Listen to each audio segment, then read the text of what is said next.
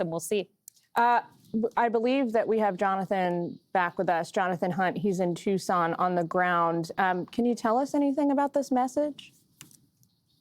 All we know at this point, Jillian, is the confirmation from the sheriff's office here, Pima County Sheriff's, which we're at right now, is that they are, quote, aware of this message and they are actively looking into it. They're trying to establish its authenticity. A lot of questions, obviously. One, and a very important question will be, is this message from the same person or persons as the previous messages, the 3 ransom notes that were sent to TMZ and 2 local TV stations?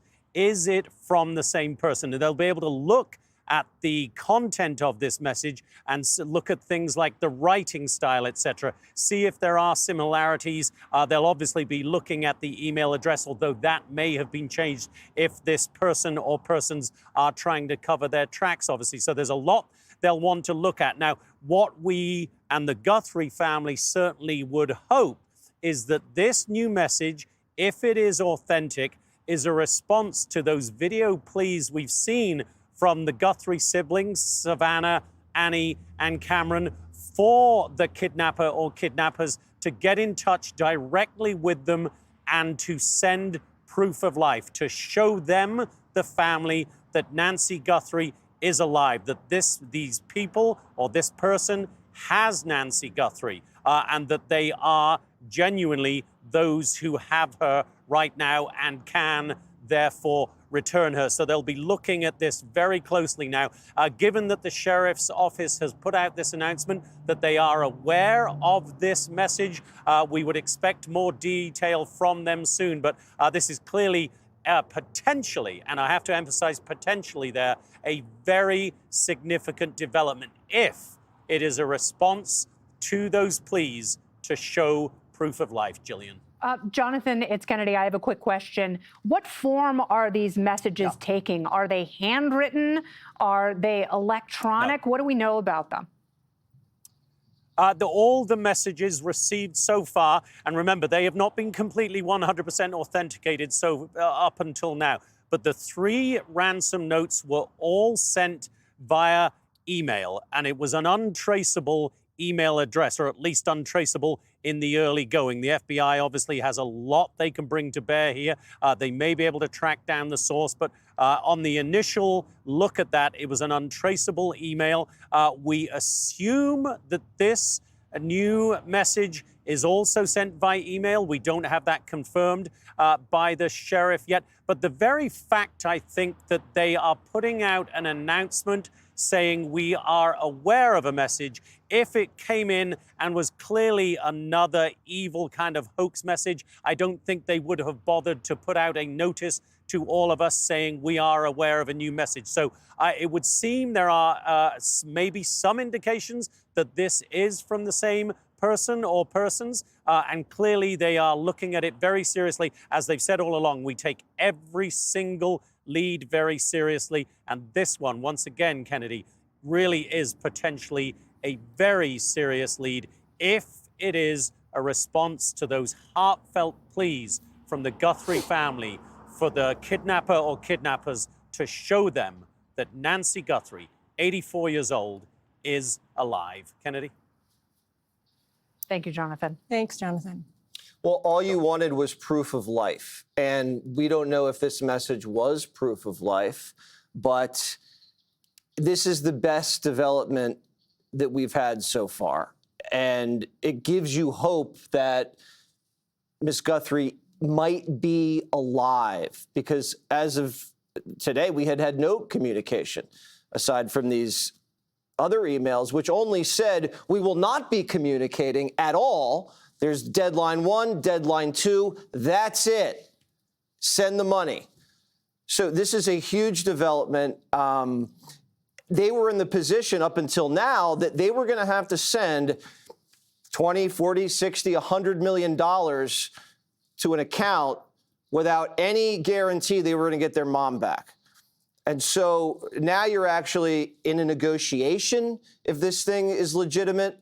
And so for the Guthrie family, this has to be a huge relief. It's not over yet, but it does give a glimmer of hope. And that's kind of all you're riding on right now is just hope and adrenaline. Hopefully, we're all praying. But at the same time, Jesse, if you're the person who's taken her and you have all these millions of dollars on the line right now, why not just shoot a quick video?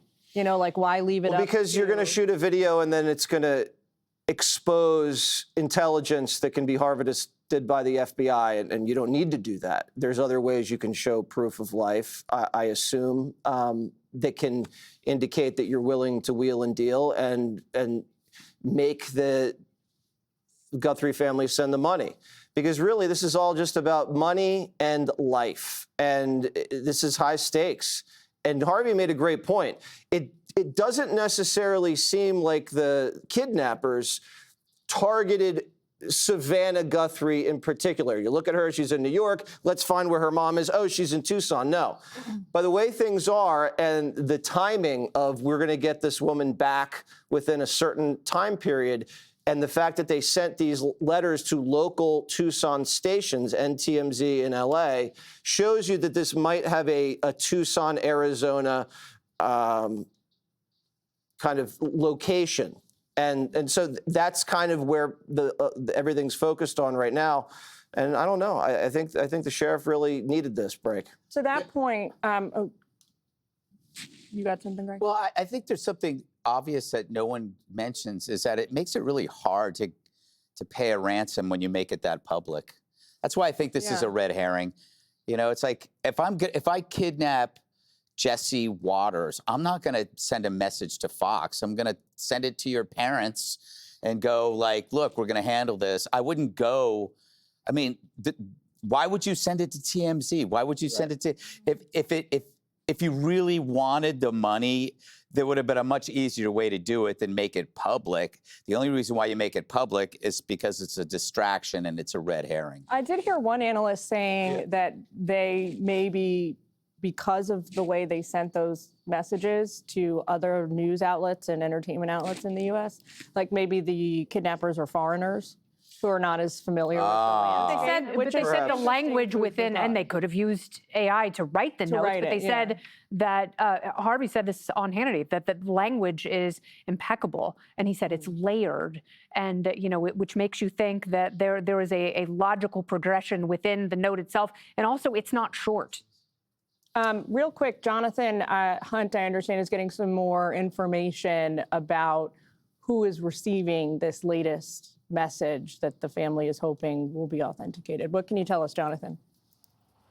Yeah, Jillian, one of the local TV stations here has confirmed that they were one of those, at least, that received this new message, CBS 13 News, KOLD. Now, interestingly, they were one of the stations locally that received those original ransom notes now, and they appear to have got this follow-up note. And to Greg's point about why would you send these to TV stations? Why would you send it to TMZ? You look at this, it could be something as simple as these people or this person does not have Savannah Guthrie's email address. I mean, she's a celebrity figure. She might be very careful about who can contact her. So it might be something as simple as that. So you want to get a message to people, you send it to two of the local TV stations, the original ransom notes, and to a network that is seen nationally like TMZ. That might explain it. There's a million other theories out there as to why that might have been done. But the bottom line is that the Guthrie family obviously saw and heard those emails. They read them. The FBI has said they are taking them seriously, those original ransom notes. And now we wait to get more detail on what this second message may be. And again, the first task for the FBI is to try to check its authenticity, the first task for the FBI and the Sheriff's Department, and to see if they genuinely believe that this follow-up message is from the same people that sent those original ransom notes. If it is, perhaps there is a sliver of hope that we can all cling to tonight, that they are responding to the pleas for proof of life. Perhaps they are, and this is a huge perhaps, obviously, but looking for a silver lining in this awful, awful week for the Guthrie family. Perhaps this is this new message offering proof of life. We can't jump to any conclusions about its authenticity, about where it came from, about who may have Nancy Guthrie, where Nancy Guthrie and her kidnapper or kidnappers might be. But it clearly is potentially a significant step forward. And just going back to what you guys were also talking about, Harvey's interesting comment about the radius here. Remember, that radius, as he put it, is tens of millions of square miles. It doesn't narrow it down much, guys. Jonathan, so just to crystallize this for viewers, there were 3 stations that received this ransom note. You had KGUN, KOLD, you had TMZ. The person who received this message was one of the 2 local stations. TMZ and the other local station have yet to confirm whether they received the same message. It strikes me as there being 2 options. Number 1, this could be an imposter, and we know there was a fake ransom note previously, and that person's being prosecuted. Could be an imposter. But number 2, this could be the proof of life that the family has sought, and proof of life can come in the form of a video, a word that the family had together, a detail that is privately known, not publicly known. And finally, I would just say, they said the floodlight was part of the way that they authenticated the first ransom note. Still unclear if it's an actual ransom, but the floodlight was on the outside of the house. We have a picture of it. So this could be a private detail that maybe only the family would know. All conjecture at this point. Yeah, I just want to correct one thing you said. The floodlight was, you said the floodlight was how they authenticated the original note. They have not 100% authenticated the note. No, they have not 100% authenticated at all. They are still looking into whether those original ransom notes are actually real from somebody who may actually have Nancy Guthrie. But this follow-up note is a hopeful sign that perhaps they are about to get proof of life. If all of this is real, there is still a chance that all of this is from some evil hoaxer. But we hope it's real. We hope it's proof of life. All right, Jonathan, we're going to leave it there for now. Thank you for jumping in with us. We will continue to monitor the... Hey, Sean Hannity here. Hey, click here to subscribe to Fox News YouTube page and catch our hottest interviews and most compelling analysis. You will not get it anywhere else.